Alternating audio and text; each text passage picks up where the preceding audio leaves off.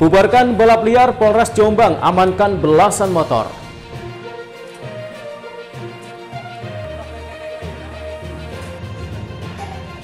Berburu bubur khas Timur Tengah di Kampung Arab Tuban.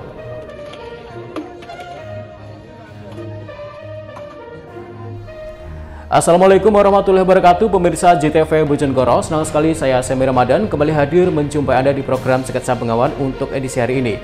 Selain itu, kami juga masih memiliki informasi dan juga berita menarik lainnya dari Bojonegoro dan sekitarnya. Pemirsa, mari kita ikuti Sketsa Bengawan selengkapnya.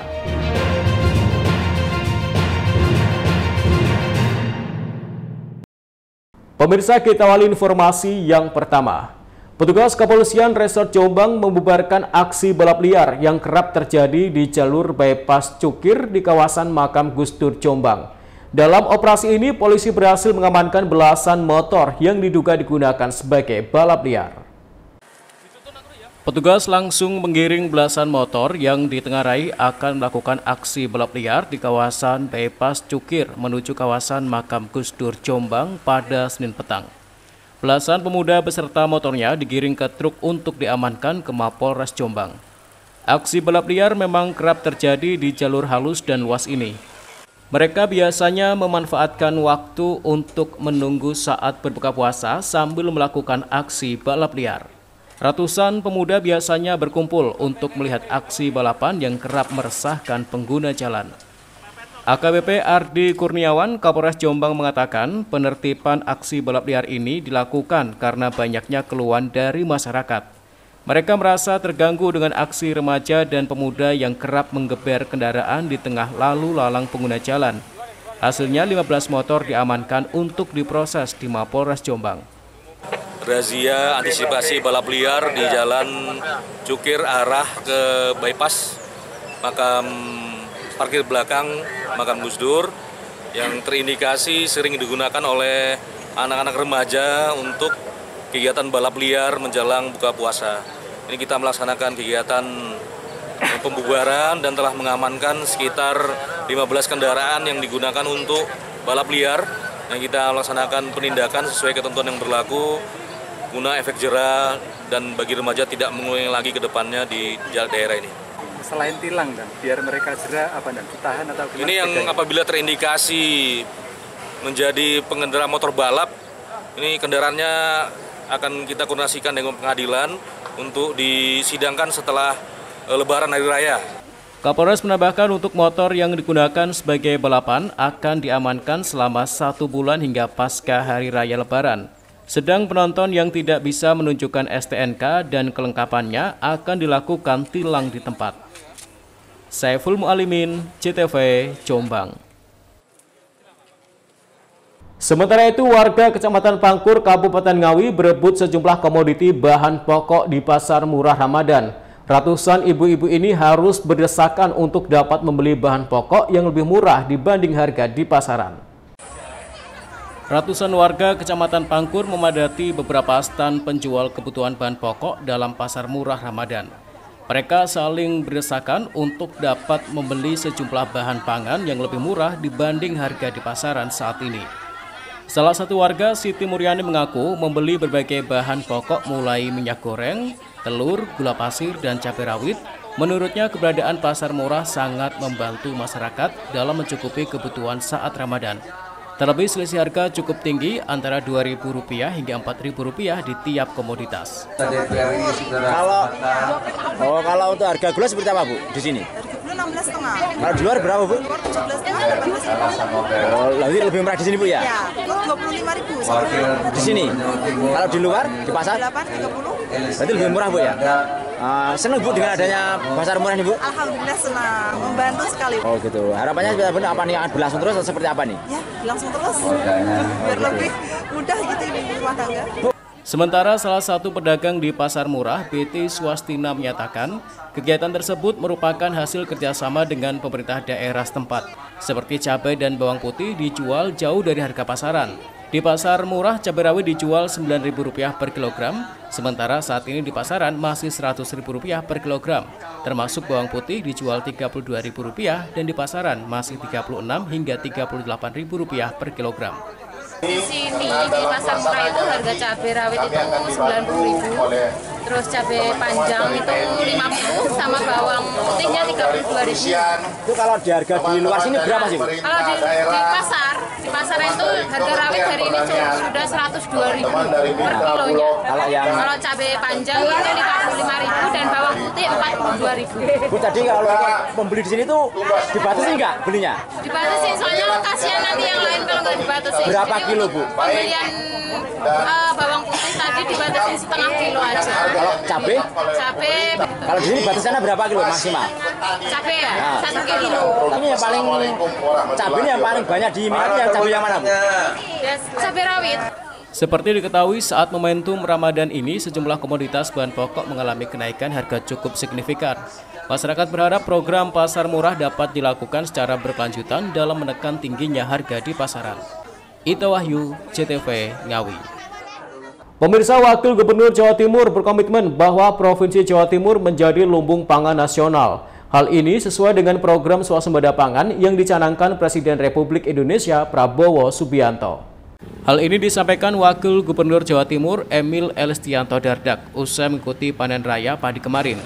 Jika Jawa Timur, provinsi penyumbang lumbung pangan terbesar secara nasional tahun 2024, sehingga pihaknya mendukung untuk meningkatkan kesejahteraan para petani, maka nilai GKP Rp6.500 per kilogram. Diakuinya pada tahun ini diperkirakan akan ada 3 juta ton yang akan diserap oleh Bulog dari jumlah produksi Jawa Timur yang bisa mencapai 10 juta ton. Dengan jumlah produksi yang tinggi tersebut, maka masih dipastikan Jawa Timur sebagai lumbung pangan nasional. Salah satu lumbung pangan Indonesia dan juga di Jawa Timur. Jawa Timur menyumbang lebih dari 17,4% gitu. Maka kita pengen petani sejahtera, caranya apa? Dijamin belinya di harga 6.500. Nah, ini hari ini ditengok langsung oleh Pak Menko untuk memastikan bahwa itu betul terlaksana. Ini kebetulan panen raya ya, panen raya, dan kabar baik karena kita memasuki bulan Ramadan.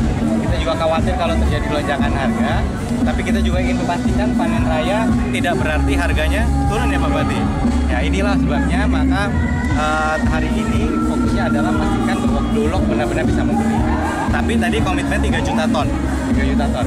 Ini memang kalau dihitung jumlah produksi kita bisa sampai 10 juta ton ya Pak. Ini ketua petani juga nih soalnya nih. Betul ya? Nah, 10 juta ton. Jadi tapi itu sudah nolong sekali karena tentu banyak sekali source-nya dan itu bisa memberikan perbandingan harga supaya petani dapat harga yang baik. Sementara Bupati Ngawi, Oni Anwar Harsono menyatakan mendukung program swasembada pangan dengan melakukan pengawalan program tersebut di daerah. Pihaknya beserta jajaran instansi terkait baik TNI, Polri akan melakukan pemantauan langsung mulai dari penyiapan lahan hingga panen serta saat proses pembelian gabah petani. Apa yang disampaikan Pak Wagub, intinya kami di pemerintah daerah siap untuk mengawal daripada arahan dari Pak Presiden, Pak Menko terkait swasembada pangan secepat-cepatnya. Dan memang alhamdulillah Kabupaten Ngawi sudah surplus ya, kurang lebih 560.000 ton per tahun. Tapi ini komitmen kita semuanya, kita akan berupaya seoptimal mungkin setelah swasembada ini apa yang perlu kita jalankan, bagaimana kesejahteraan petani itu semakin hari semakin baik. Dan pemerintahan sekarang sudah mulai memperhatikan secara khusus bagaimana petani itu sejahtera. Ini buktinya dari gabah dari hasil panen petani itu dibeli sekurang-kurangnya 6.500. Kalau ini bisa dijalankan oleh pemerintah pusat, luar biasa, kesejahteraan petani akan semakin. Diketahui program swasembada pangan untuk kemandirian pangan di tengah isu krisis pangan. Dengan kemandirian pangan diharapkan tidak ada lagi impor beras yang masuk. Ito Wahyu, CTV Ngawi. Pegawai Bank Pelejit yang dibacok nasabah di Tuban akhirnya tewas. Informasinya akan kami hadirkan sesaat lagi. Tetaplah di Sketsa Penggawa.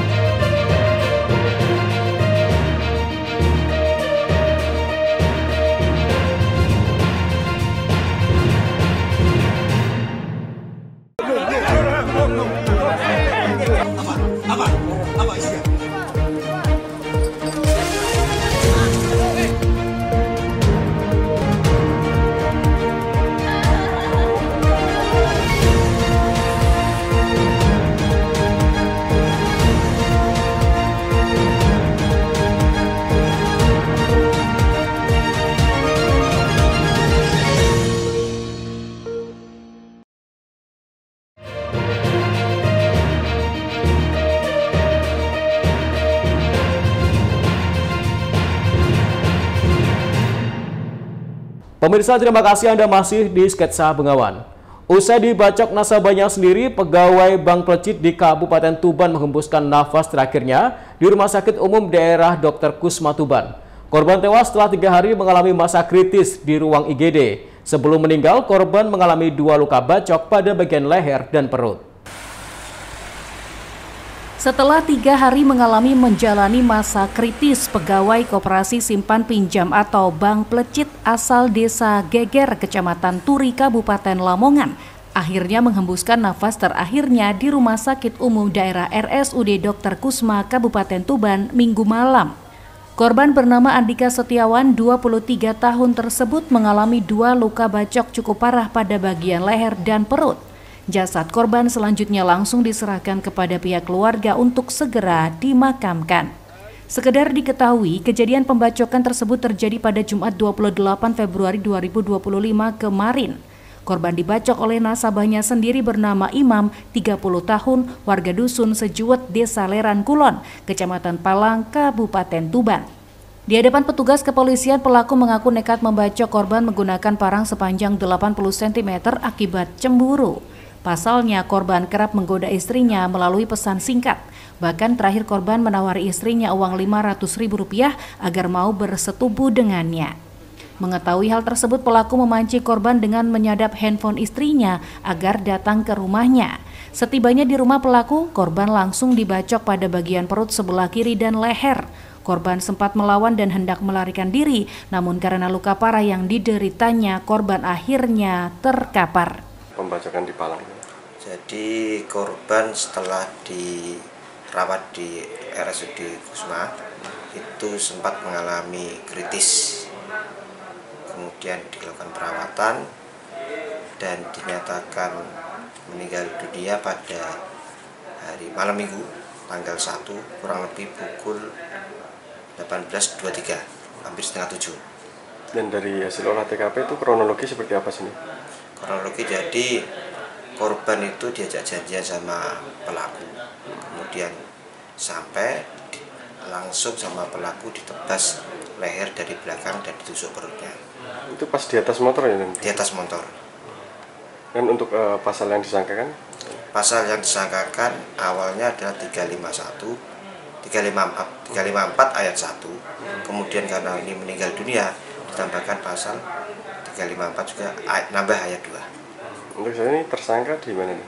Tersangka kita tahan di Polres Tuban. Atas perbuatannya, kini pelaku harus mendekam di sel penjara Mapolres Tuban.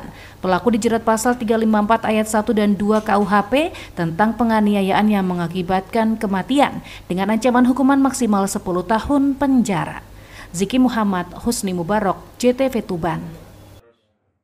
Sementara itu, Wakil Bupati Bojonegoro Nurul Azizah menyarankan agar warga memanfaatkan lahan pekarangan di sekitar rumah untuk dapat ditanami baik cabai, terong hingga tomat. Langkah tersebut dilakukan agar dapat menjadi salah satu upaya untuk menekan angka inflasi di tengah naiknya harga kebutuhan pokok. Momentum Ramadan setiap kali sering dibarengi dengan naiknya harga kebutuhan pokok, tak terkecuali harga bumbu dapur terutama cabai. Saat ini harga cabai sendiri di pasaran sudah menyentuh angka hampir Rp90.000 per kilogramnya, sehingga hal tersebut menjadi beban tersendiri bagi warga untuk memenuhi kebutuhan sehari-hari. Menanggapi hal tersebut, Wakil Bupati Bojonegoro Nurul Azizah menyampaikan kenaikan harga komoditas pokok di pasaran menjadi perhatian bagi tim pengendalian inflasi daerah. Wabub Nurul berharap masyarakat dapat memanfaatkan pekarangan rumah untuk ditanami berbagai macam tanaman, baik itu cabai, tomat, ataupun terong, sehingga nanti dapat mengurangi beban pengeluaran masyarakat di saat harga komoditas tersebut mengalami kenaikan. Bu, melihat kondisi saat ini pasar seperti harga cabai ini juga merangkak naik, bahkan hampir 90.000, akan ada operasi pasar tinjau ke pasar-pasar daerah, Bu, dari Pemprov Bojonegoro sendiri. Saya kira ini nanti harus menjadi fokus termasuk sebagai program tim pengendalian inflasi daerah. Karena dengan harga cabai yang tinggi, ini akan berpengaruh terhadap TPG atau inflasi suatu kabupaten. Maka yang akan kita sampaikan kepada seluruh camat bahwa masyarakat sekarang disadarkan untuk menanam di sekitar rumah tempat tinggal, yaitu penanaman beberapa komponen pepohonan, termasuk juga lombok, ada cabai, tomat, termasuk sayur mayur. Pemkab Bojonegoro sendiri beberapa waktu lalu telah melaksanakan gerakan pangan murah yang menjadi salah satu upaya untuk menekan angka inflasi di Kabupaten Bojonegoro. Edo Jody Aldian, JTV Bojonegoro. Pemirsa, Sunan Bonang merupakan bagian dari Wali Songo, penyebar agama Islam di Tanah Jawa sekitar abad 14 hingga 15 silam. Dalam berdakwah, beliau selalu mengambil hati rakyat melalui kesenian tradisional Bonang, sehingga ia dikenal sebagai Sunan Bonang. Nama Sunan Bonang begitu kesohor dan terus dikenang hingga saat ini. Kompleks makam Sunan Bonang terletak di sebelah barat alun-alun dan Masjid Agung Kabupaten Tuban. Sunan Bonang yang memiliki nama asli Raden Maulana Magdum Ibrahim lahir pada tahun 1465 Masehi dan wafat pada 1525 Masehi silam. Beliau adalah putra Sunan Ampel dengan Nyai Ageng Manila, putri Bupati Tuban Arya Teja. Sunan Bonang berdakwah di wilayah Tuban hingga Lasem, Jawa Tengah. Dalam berdakwah, beliau selalu mengambil hati rakyat melalui kesenian tradisional Bonang, sehingga ia dikenal sebagai Sunan Bonang. Sebagai salah satu ulama besar di zamannya, beliau ahli di bidang filsafat dan sastra Jawa. Salah satu kitab yang pernah diciptakannya ialah Suluk Bonang. Aura kehebatan Sunan Bonang tersebut bahkan masih terasa hingga kini. Hal ini terlihat dari adat tata krama berziarah serta bangunan kompleks makam Sunan Bonang yang sedikit berbeda dari kebanyakan wali lainnya. Seperti bangunan cungkup yang sengaja dibuat rendah yang melambangkan penghormatan sebagai salah satu ulama tersohor di zamannya dan setelahnya. Sementara wujud gapura paduraksa yang membagi halaman cungkup makam menjadi 3 bagian yang melambangkan kesopanan dalam bertamu dengan mengucapkan salam maksimal 3 kali. Sekretaris Pengurus Yayasan Mabarot Sunan Bonang Tuban, Hidayatur Rahman, mengatakan letak makam Sunan Bonang sempat menjadi kontroversi. Sunan Bonang awalnya wafat di Desa Bonang, daerah Lasem, Jawa Tengah, namun beberapa santri beliau ingin memakamkan di Madura. Saat perahu yang membawa jenazah Sunan Bonang berhenti di Tuban, salah satu santri bermimpi bahwa Sunan Bonang ingin dimakamkan di Tuban, sehingga para santri asal Bawean hanya membawa kain kafannya saja. Jenazah Sunan Bonang akhirnya tetap dimakamkan di Tuban. Hal ini dibuktikan dengan beberapa fakta dan bukti tanda yang ada pada makam Sunan Bonang, yakni lambang Surya Majapahit 8 penjuru yang pada batu nisan makamnya, yang menandakan Sunan Bonang keturunan dari Kerajaan Majapahit dan dari Kadipaten Tuban. Selain itu, di kiri kanan makam Sunan Bonang juga ada makam Bupati-Bupati Tuban, serta diperkuat dengan situs-situs yang ada di kompleks makam. Bagaimana Sunan Bonang menciptakan alat gamelan sebagai sarana dakwah, yaitu bonang itu sendiri. Kalau kita lihat gamelan yang murni Jawa itu ada di Bali, tidak ada bonangnya, tidak ada, itu hanya gambang sama apa itu ya, yang tidak ada. Kreasi Sunan Bonang itu pada bonangnya itu. Jadi disinilah dakwah Sunan Bonang selain dalam bidang agama, toleransi, karena di Tuban ini banyak sekali agama, karena kita adalah pelabuhan ya. Pelabuhan di sini ada orang Cina yang menetap di kota Tuban, ada sebagian orang Islam, ada sebagian juga orang Hindu semakin besar, Buddha juga sama, sehingga lebih toleransi digambarkan dengan peninggalan beliau, yaitu Kalpataru. Itu yang ada di sekarang, dulu di sini Kalpatarunya, untuk supaya merawat dan lebih terjaga keamanannya, sekarang dipindah di Museum Kambang Putih ya. Peninggalan lainnya yaitu berupa artefak-artefak yang ada di sekitar sini yang memang ditemukan di daerah sini, dan juga lingga yoni yang ada di depan itu, dan itu menunjukkan akulturasi budaya. Jadi bahwasanya Islam datang itu bukan dalam kekerasan, dalam paksaan, tetapi lebih menyalami bagaimana budaya Hindu yang sudah ada itu bisa diselami sehingga mudah diterima Islam oleh orang Jawa ini, terutama di Kadipaten Tuban. Dalam menyebarkan agama Islam, Sunan Bonang menggunakan pendekatan kultural dengan memasukkan seni ke dalam dakwahnya. Hal ini membuat dakwah Sunan Bonang dengan mudah diterima oleh masyarakat. Ziki Muhammad, Husni Mubarok, JTV Tuban.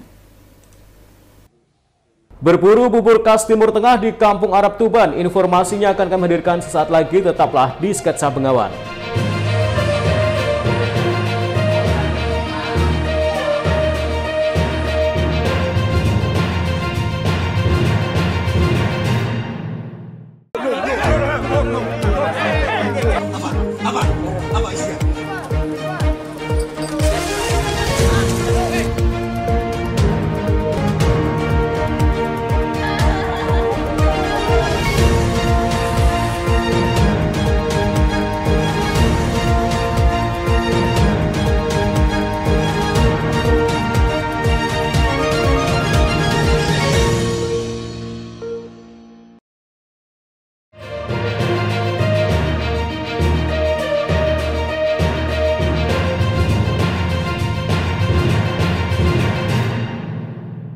Pemirsa, terima kasih Anda masih di Sketsa Bengawan. Masyarakat di Kampung Arab Kabupaten Tuban memiliki tradisi bersedekah yang unik selama bulan suci Ramadan. Mereka bergotong royong memasak bubur khas Timur Tengah, lalu membaginya secara gratis menjelang maghrib. Ingin tahu seperti apa keseruannya? Berikut liputannya untuk Anda. Beginilah aktivitas warga keturunan Arab di sekitar Masjid Mutor, Kelurahan Kutorejo, Kabupaten Tuban selama bulan suci Ramadan. Setelah sholat duhur berjamaah, mereka langsung bergotong royong memasak bubur. Bubur khas Arab ini dimasak oleh kaum laki-laki. Mereka mengaduk beras secara bergantian dalam kuali besar. Sementara para wanita bertugas untuk meracik bumbu ramuan khas Timur Tengah di rumah. Bumbu khusus ini dibuat dari rempah-rempah yang diolah bersama daging kambing. Menjelang waktu berbuka puasa, bubur mutor yang telah matang dibagikan secara gratis di halaman masjid. Ratusan warga, mulai dari anak-anak, wanita, hingga pria dewasa turut berkumpul menunggu pembagian takjil gratis berupa bubur khas Timur Tengah.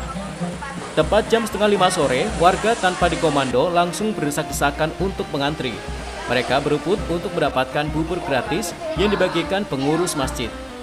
Tak cukup hanya membawa piring dan mangkok, sejumlah pengantri bahkan membawa wadah lebih besar seperti panci, timba, hingga ember. Meski harus bersusah payah, warga mengaku senang dan tidak pernah merasakan sakit.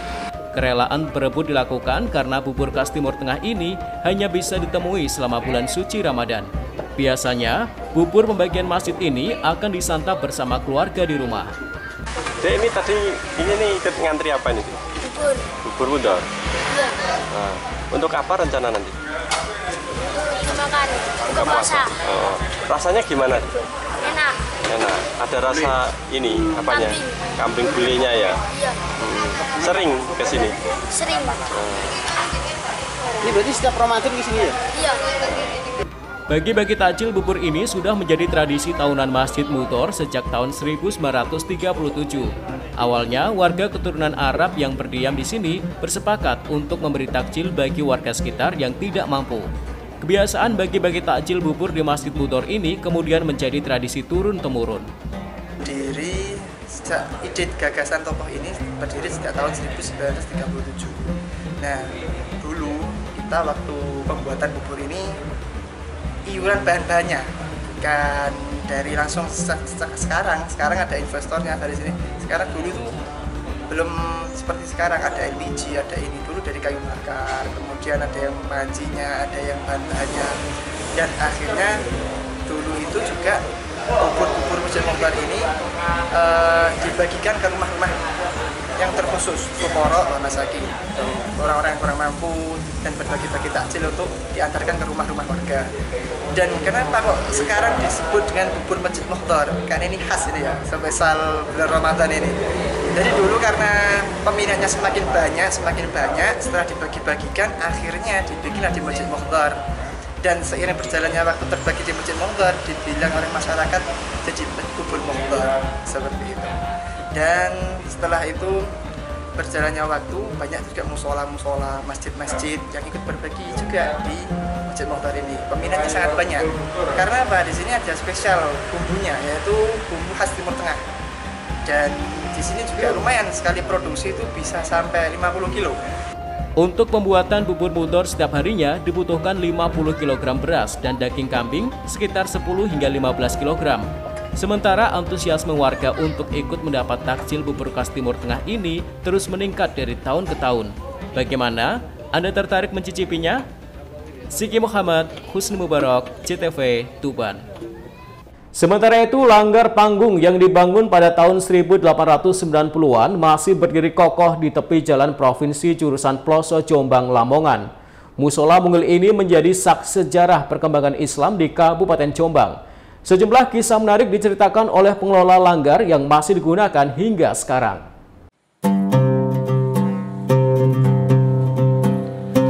Langgar panggung ini berdiri di pinggir jalan Desa Rejo Agung, Kecamatan Ploso Jombang, beberapa meter dari bibir aliran Sungai Brantas. Bangunan kuno ini masih tampak asli. Sejumlah pintu dan perabotnya sengaja dipertahankan untuk menjaga nilai sejarah yang pernah ada. Seperti lantai dan lokasi imam memimpin sholat, lantai berbentuk upin kecil berukuran 20 cm asli dari pertama kali dibangun, termasuk tempat kopiah dan Quran berbahan kayu kuno. Pintu berbahan kayu jati bagian dari ornamen yang masih dipertahankan untuk mempertahankan keaslian bangunan sejak dibangun hingga sekarang. Ainur Rokim, pengelola langgar panggung ini menceritakan, langgar ini disebut panggung karena memang memiliki 2 lantai.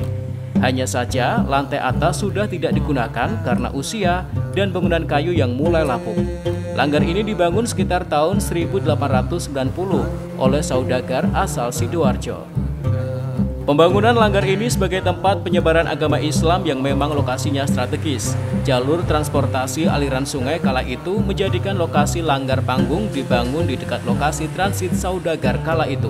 Dulu bukan musola tapi langgar panggung. Kenapa dinamakan langgar panggung? Kan ada tingkatnya, kan kalau tingkat itu kan namanya panggung.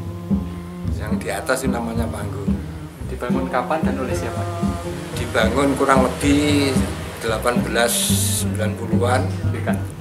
Mendirikan ini karena di utara Brantas utamanya kan Islam belum begitu berkembang, dan kebetulan ada muridnya dari Yai Muntoho yang di sini namanya Mbah Yunus, mengembangkan ini, dibuatkan tempat ya namanya ya langgar panggung ini. Pedagang kan kemana-mana, lalu lintasnya di Sungai Brantas. Hingga kini langgar ini memiliki keistimewaan tersendiri. Seperti tempat imam yang pendek ternyata masih bisa dipakai imam yang ketinggian badannya melebihi ukuran bangunan. Langgar ini juga kerap dipakai oleh orang untuk berdoa dan bertafakur bagi yang ingin mendapatkan pertolongan dari Allah atas masalah yang dihadapinya. Saiful Mu'alimin, CTV, Jombang. Pemirsa, bagi Anda yang ingin petik buah kurma dari pohonnya, tidak perlu jauh-jauh ke luar negeri. Sebab di Kabupaten Nganjuk ada kebun kurma yang sudah siap untuk dipetik. Nah, petik pohon kurma ini juga bisa menjadi alternatif Anda untuk ngabuburit.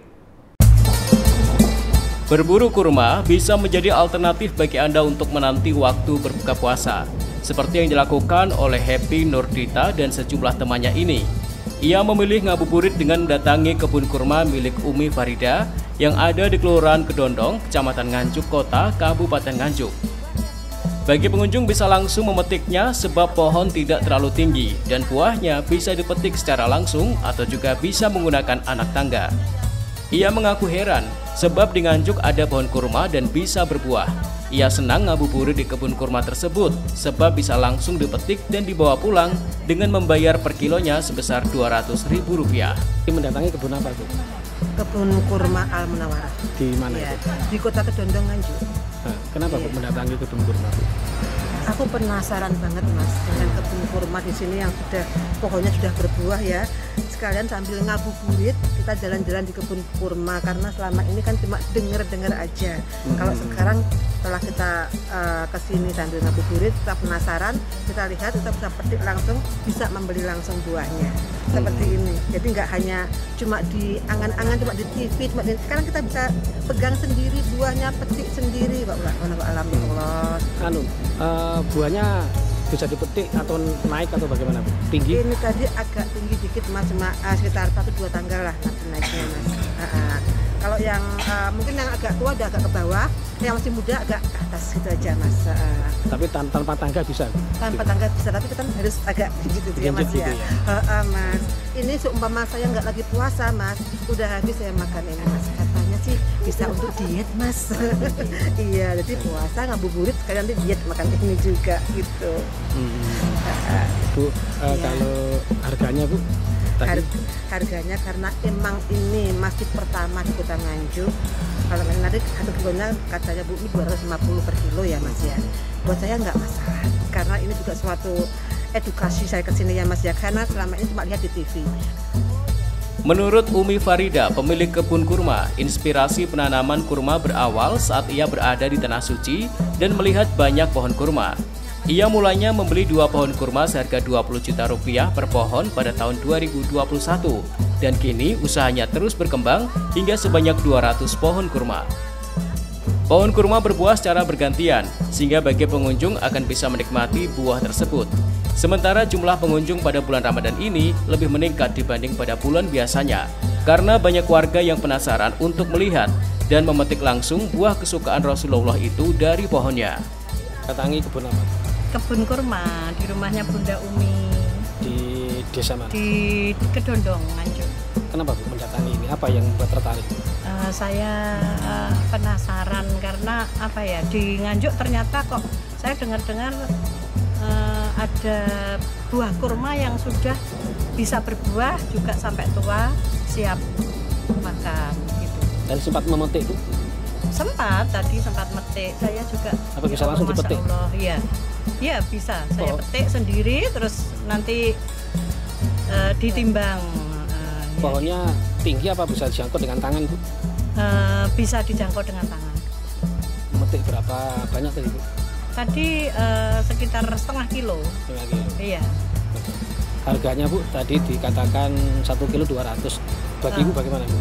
Enggak apa-apa, memang saya butuh. Suka, Bu, ya? Suka kurma, buah kurma, ya. Bu, ini kok menjelang maghrib apa juga ngabuburit, Bu?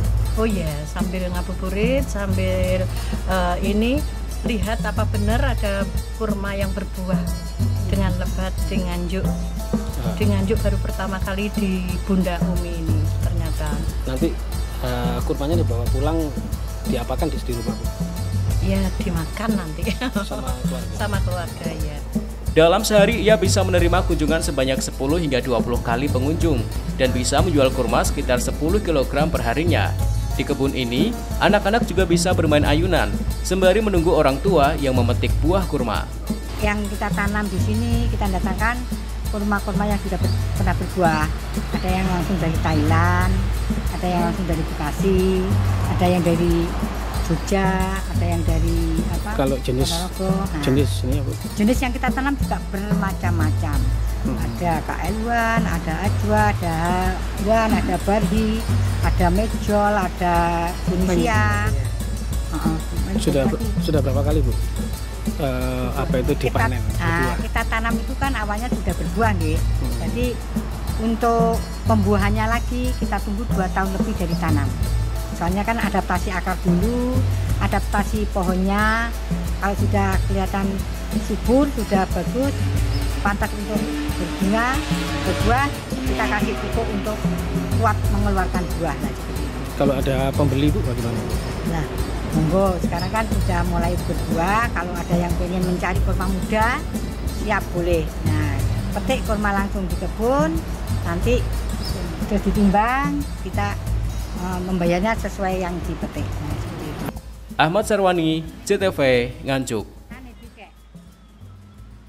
Pemirsa, informasi tadi sekaligus mengakhiri sketsa pengawan untuk edisi hari ini. Jangan lupa follow akun sosial media kami di bawah ini. Kirimkan kritik dan saran Anda ke alamat email kami ctv.bojonegoro@ctv.co.id. Terima kasih atas kebersamaan Anda. Saya Semi Ramadan bersama kerabat kerja yang bertugas pamit dari hadapan Anda. Wassalamualaikum warahmatullahi wabarakatuh. Salam CTV Bojonegoro.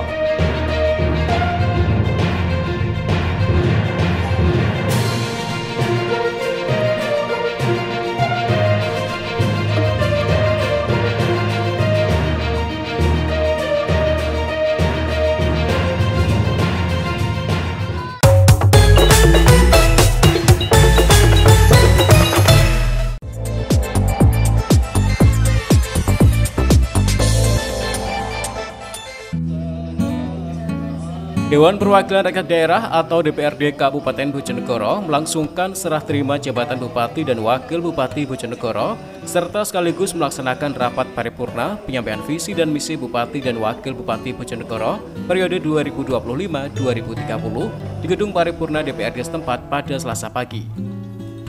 Kegiatan ini dihadiri Gubernur Jawa Timur Khofifah Indar Parawansa, Bupati dan Wakil Bupati Bojonegoro Setiawahono dan Nurul Azizah, Ketua DPRD Bojonegoro beserta anggota, kemudian anggota DPR RI Ratna Juwitasari dan Eko Wahyudi, serta Wakil Ketua DPRD Provinsi Jawa Timur Sri Wahyuni.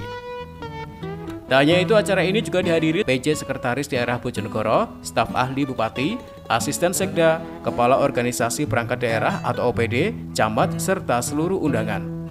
Serah terima jabatan ini menandai berakhirnya masa kepemimpinan PJ Bupati Bojonegoro Adrianto, serta kemudian dimulainya kepemimpinan Bupati Bojonegoro Setiawahono dan Wakil Bupati Bojonegoro Nurul Azizah, yang sebelumnya telah dilantik oleh Presiden Prabowo Subianto di Istana Negara dan mengikuti rangkaian retret.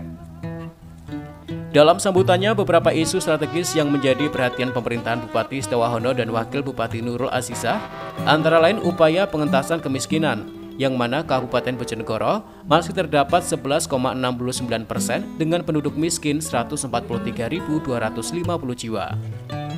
Kedua, tingkat partisipasi angkatan kerja sebesar 73,85% dan tenaga kerja yang tidak terserap oleh pasar sebesar 4,42%. Kemudian permasalahan ketiga berupa stunting yang masih berada di angka 14,1%. Keempat, kualitas SDM berupa indeks pembangunan manusia yang baru mencapai 72,75%. Kelima, seni budaya lokal tak luput menjadi perhatian untuk ke depan dapat meningkatkan kebanggaan daerah. Keenam, tentang transformasi ekonomi Bojonegoro yang masih didominasi sektor migas. Selanjutnya, pemerataan pembangunan dan isu lingkungan yang menjadi pokok perhatian, baik banjir, lingkungan maupun kekeringan di pemerintahan Setiawahono dan Nurul Azizah.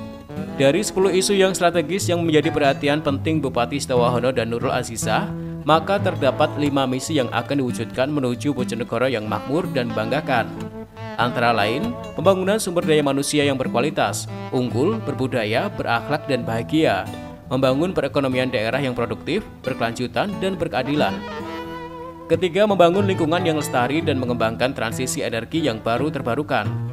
Kemudian, keempat, meningkatkan tata kelola pemerintahan daerah yang bersih, melayani, akuntabel, partisipatif, inklusif, dan inovatif.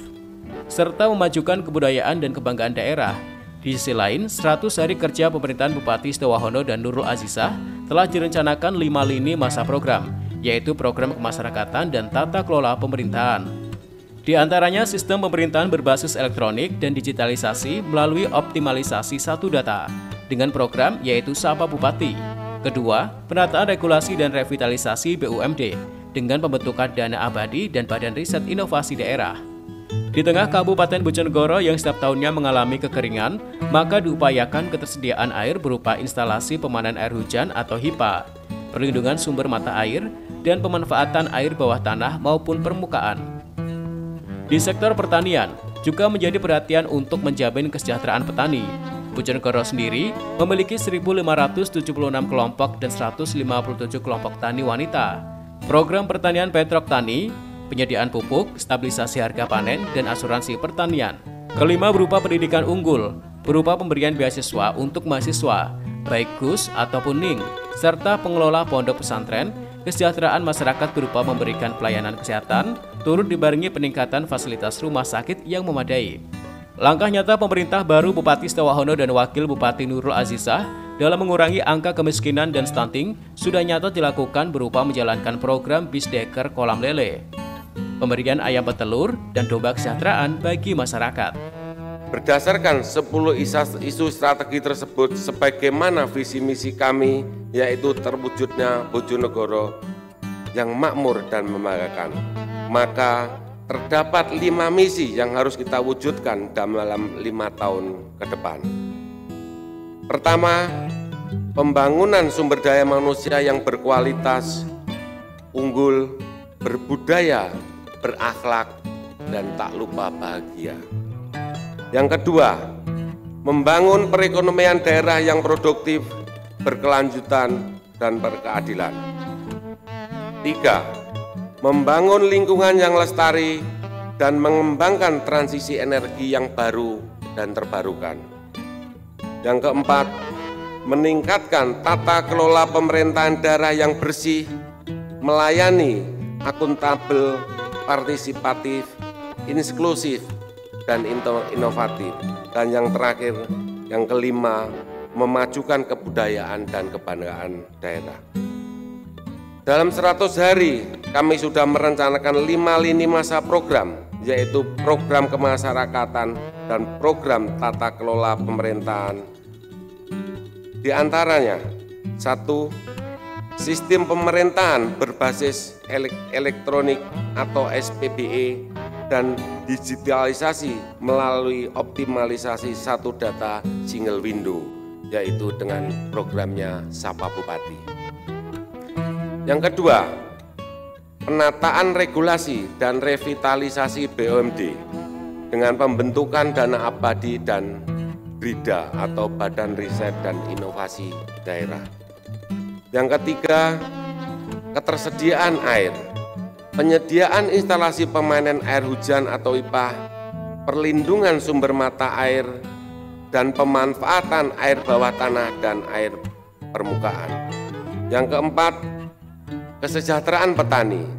Bojonegoro memiliki 1.576 kelompok dan 157 kelompok tani wanita. Program pertanian Petruk Tani, penyediaan pupuk, stabilitas harga pasar panen, dan asuransi pertanian. Yang kelima, pendidikan unggul. Beasiswa untuk mahasiswa, juga beasiswa untuk para Gus dan Ning, serta pengelola pondok pesantren. Yang keenam, kesejahteraan masyarakat. Peningkatan layanan kesehatan serta rumah sakit unggul dan telemedicine. Yang ketujuh, lingkungan berkelanjutan. Pembangunan ruang terbuka hijau atau RTH, pengelolaan sampah, dan perlindungan hutan atau inisiasi hutan kota. Pengentasan kemiskinan dan stunting. Sebagai langkah awal di tahun 2025 untuk memutus mata rantai kemiskinan di Kabupaten Bojonegoro dengan jumlah penduduk miskin sebesar 143.250 jiwa di 40.006 KK. Beberapa program yang akan dilaksanakan pada tahun 2025 ini adalah: yang pertama, bantuan kolam dalam Besbeston untuk pemeliharaan lele dalam rangka pengurangan stunting. Yang kedua, bantuan ayam petelur beserta kandangnya. Bantuan bibit sayur mayur. 4. Domba kesejahteraan. 5. Bantuan rumah tidak layak huni, listrik untuk keluarga tidak mampu, dan air bersih. Yang keenam, pemberian beasiswa untuk 10 sarjana setiap desa. 7. Pemberian perlindungan kesehatan bagi seluruh masyarakat. Yang kedelapan, perlindungan BPJS ketenaga kerjaan. Sementara itu, Ketua DPRD Kabupaten Bojonegoro, Abdullah Umar, menyampaikan, saat ini fokus Bupati dan Wakil Bupati Bojonegoro terpilih agar fokus dalam pengentasan kemiskinan dan mesejahterakan masyarakat. Program yang telah dicanangkan diharapkan mampu mengatasi permasalahan tersebut. Di sisi lain, Kabupaten Bojonegoro yang ditopang dengan APBD tinggi tentu dapat mengatasi permasalahan yang ada. APBD yang cukup tinggi tentu tidak sulit untuk kemudian meningkatkan kesejahteraan masyarakat dan mengurangi angka kemiskinan. Ini menjadi PR dari pemerintah ataupun bupati, wakil bupati terpilih hari ini. Serah terima jabatan yang berlangsung khidmat secara simbolis ditandai dengan penandatanganan berita acara serah terima jabatan kepada Bupati dan Wakil Bupati Bojonegoro periode 2025-2030 dan penyerahan memori jabatan dari Purna Tugas PC Bupati Adrianto diterimakan kepada Bupati Bojonegoro Setiawahono. Edo Jody Aldian, CTV Bojonegoro.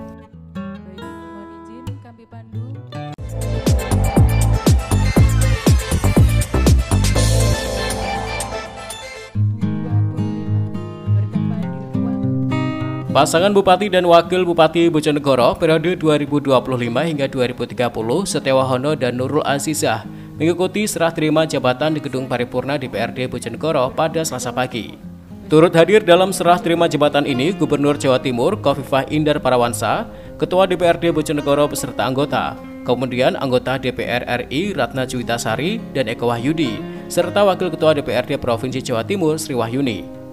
Tak hanya itu, acara ini juga dihadiri seluruh jajaran Forum Bojonegoro, PJ Sekretaris Daerah Bojonegoro, staf ahli Bupati, asisten sekda, kepala organisasi perangkat daerah atau OPD, camat, serta seluruh undangan. Dalam kesempatan ini, Bupati Bojonegoro Setiawahono menyampaikan dalam rangka mewujudkan tata kelola pemerintahan yang baik, serta sinkronisasi pemerintah pusat, pemerintah provinsi hingga pemerintah daerah harus selaras dan sinergi dengan Presiden dan Wakil Presiden saat ini. Di tongkat estafet pemerintahan Bupati Setiawahono dan Nurul Azizah berkomitmen mewujudkan visi misi dan program prioritas serta program 100 hari kerja. Di mana saat ini sudah dimulai penyesuaian dokumen perencanaan pembangunan daerah yang memadukan visi misi dan program prioritas maupun unggulan tertuang dalam RPJMD 2025 hingga 2030.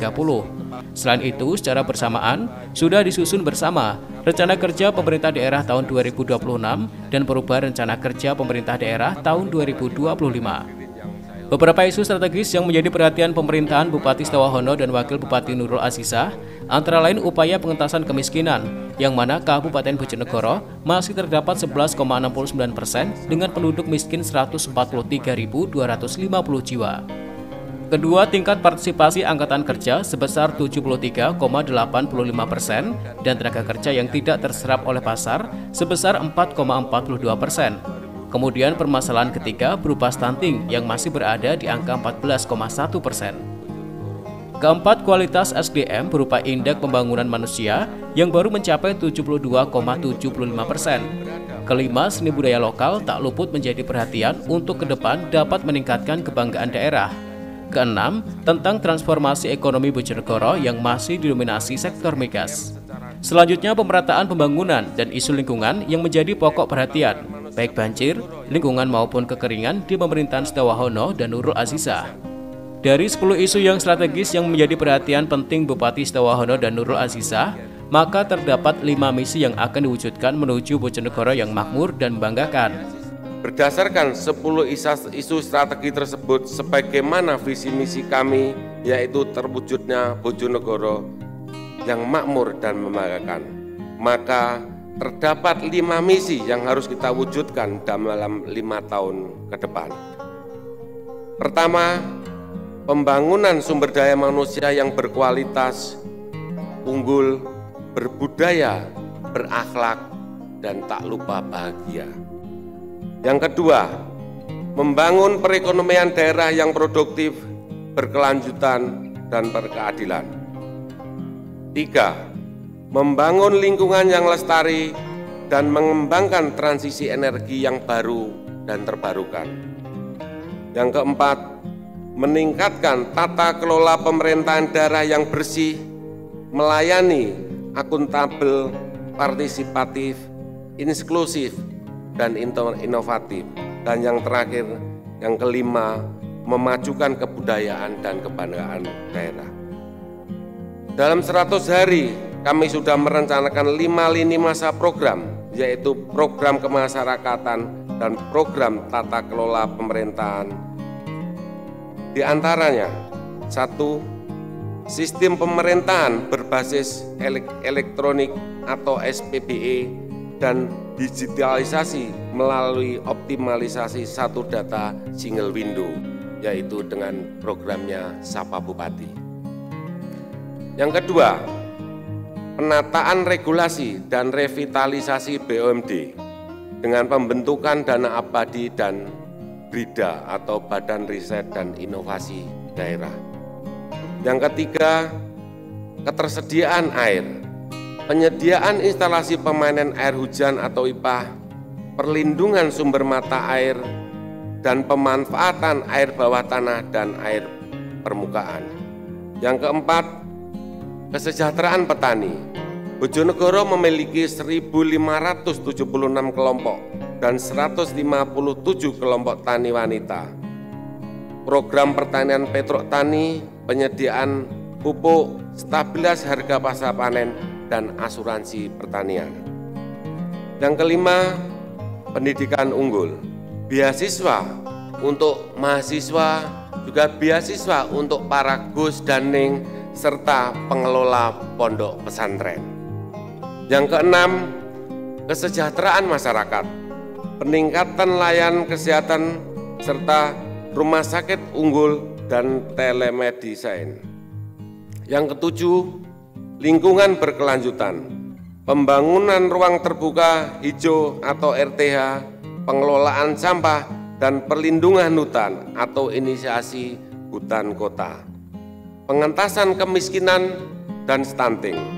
Sebagai langkah awal di tahun 2025 untuk memutus mata rantai kemiskinan di Kabupaten Bojonegoro dengan jumlah penduduk miskin sebesar 143.250 jiwa di 40.006 KK.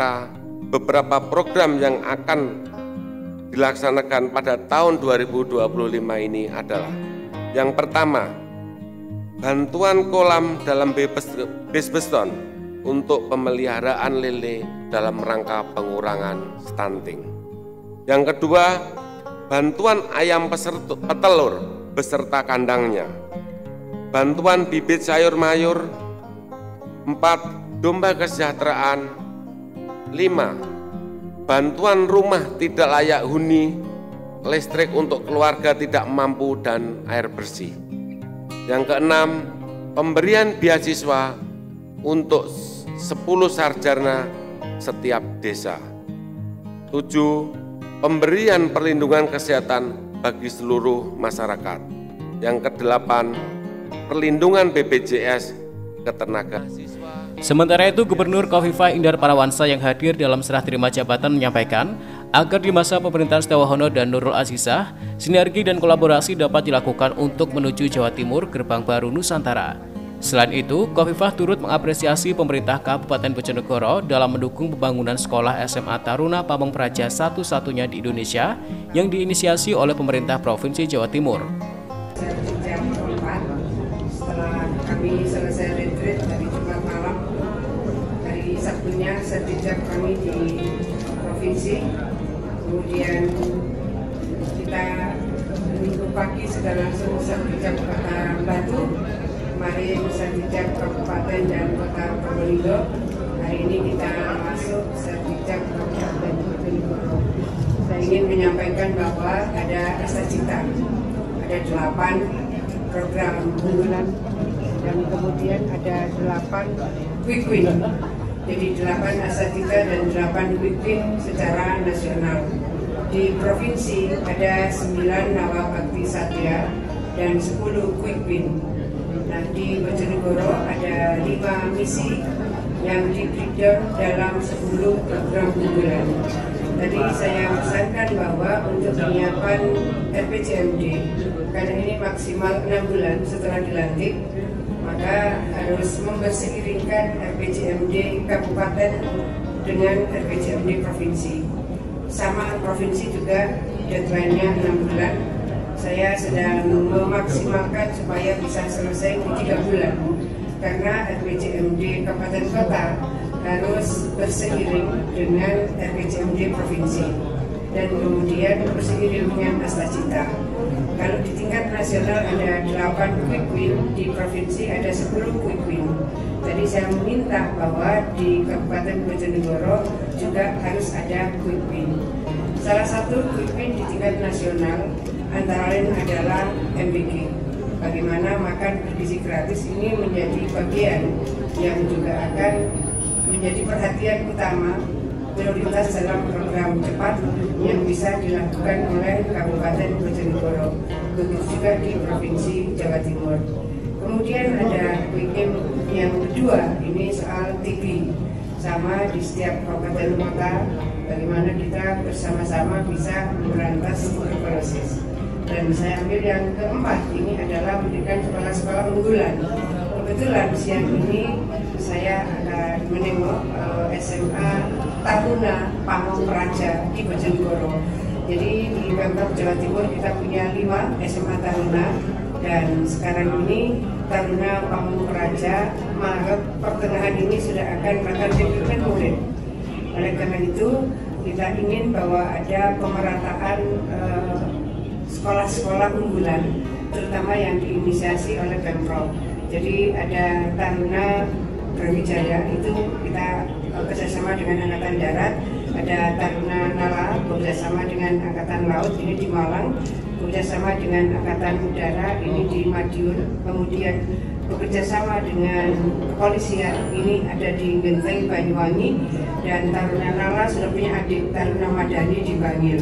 Nah, sekarang kita mengembangkan di daerah Pantura, ini di Bojonegoro dengan Taruna Pamong Praja. Kita bersama-sama bersiap menyiapkan SDM-SDM unggul dan handal untuk menyambut Indonesia Emas 2045.